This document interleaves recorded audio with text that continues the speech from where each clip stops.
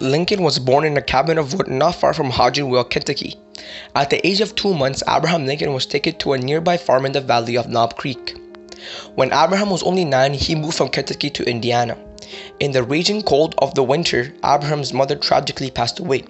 But not later, his dad brought home his stepmom who had 3 kids of her own but still had lots of love to give to Abe. Growing up, Lincoln wanted to pursue his dreams of being a politician. But when he ran for politics in 1832, he lost severely. This made him revert his attentions to becoming a lawyer. In 1834, Lincoln ran again for the state legislature as a member of the Whig Party, and with this, he won. After leaving and rejoining politics a couple more times, Lincoln lost in 1856, which made him abandon the Whig Party and join the Republican Party, and with the Republicans, he would later be elected the 16th President of U.S.A.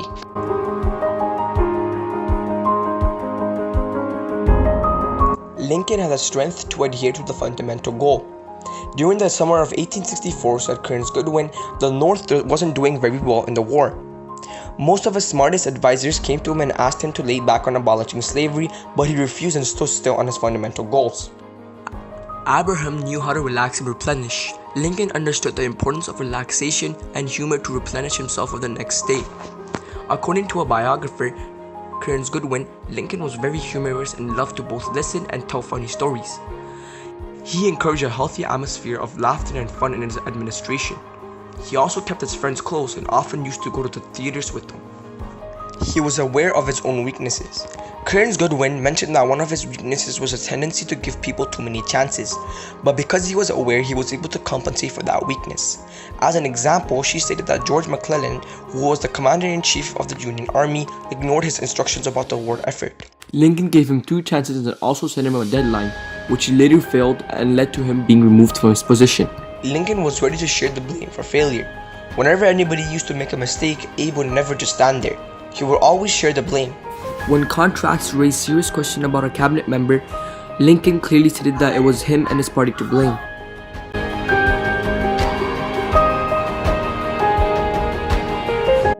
Just like Nelson Mandela, Abe had great courage and helped many of his comrades move beyond fear in many situations. Many have said that he was the strongest man they've ever known and has been known to lift his own weight, but he wasn't just strong. Abe showed that he had courage. Once in Springfield, the Irish voters took charge of the voting polls. They wouldn't let anybody vote except for the people who supported the same party as them. Mr. Lincoln got an axe from the local store. He went alone to fix the situation. His appearance intimidated them. And later that day, his people said that we did not get any more problems from the Irish.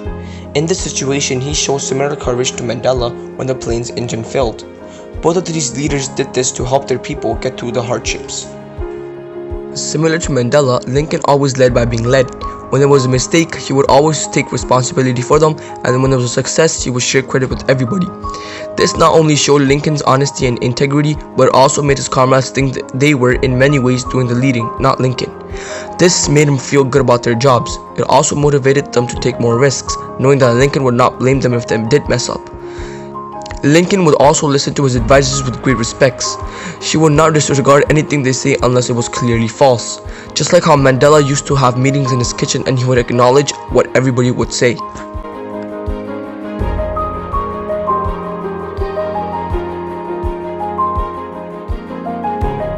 I possess many leadership qualities, but the ones that stand out most are creativity and responsibility. When I'm a leader, I'm always able to think outside the provided information.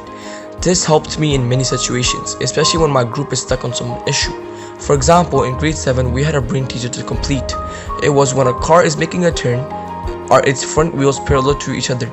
Many people were thinking yes because they have to, or else the car would not turn properly. But my group ended up winning because I thought of the solution, which was the front wheels are not parallel because both of the wheels have a common circle which they rotate to. If they were parallel, then the car would be drifting. I'm a very responsible person in terms of taking the blame and sharing the credit. Just like Lincoln, I never blame the mistakes on anybody, and whenever we succeed in something, I always share the credit. One time in math class, we had a group assignment to solve the mean score per game of 7 players. This was in grade 6. We were stuck for 30 minutes, and at the end of the 40 minutes which we were given, I was able to remember how to do this question. I got the answer right. Everybody was telling my team that I carried them, in which meaning that they did nothing and I did all of it, but I argued and I told them that they contributed a lot to us.